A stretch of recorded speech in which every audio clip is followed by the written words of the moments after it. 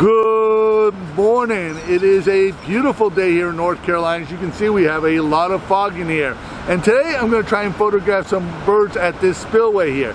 Right behind me is the dam for Jorden Lake. And Jorden Lake is the watershed for the Durham-Raleigh area here in North Carolina. And this spillway attracts a lot of birds. Apparently a lot of aquatic animals that are in the lake get washed down into this spillway, and these birds are here trying to eat them. And today I'm going to try and photograph them. So come along and enjoy this adventure.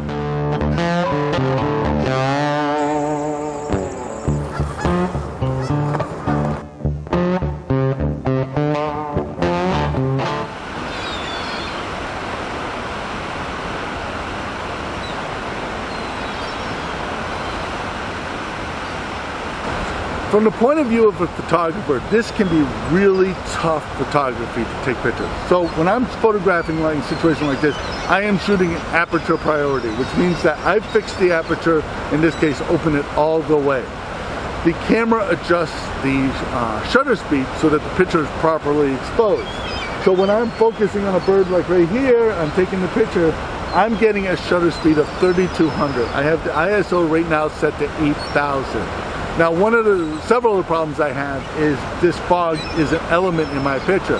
Now, if the bird is close enough to me, the fog is a positive element because the fog is behind the bird, or there's more fog behind the bird, and that's acting like a distortion, kind of bringing out the image of the bird.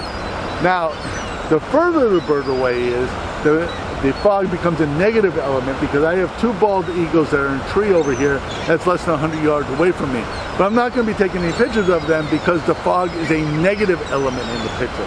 The fog is also a negative element that is, as it comes off of Jorden Lake, it comes off in waves. So it actually allows less light to come into my image. So when I'm taking pictures of gulls, the gulls are actually reflecting light off of them because they're a light color bird.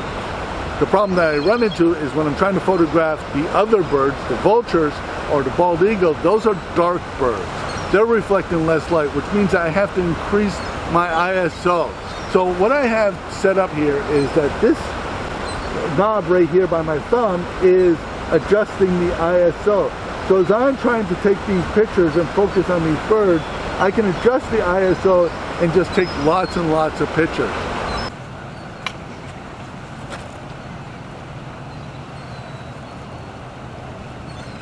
As I was sitting here watching these turkey vultures, I had two of them just kind of come over here and they were fussing around each other. You can see the gray feathers on the end of the bird's wings here. It's a really cool image, I hope anyways. If it's any good, here it is.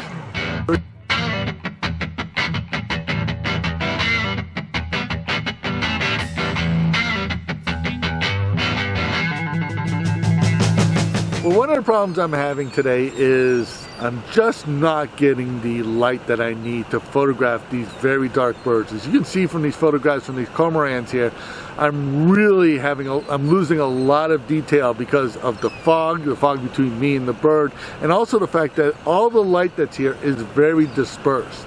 So this is almost the opposite of shooting at high noon or something like that, where you have harsh shadows.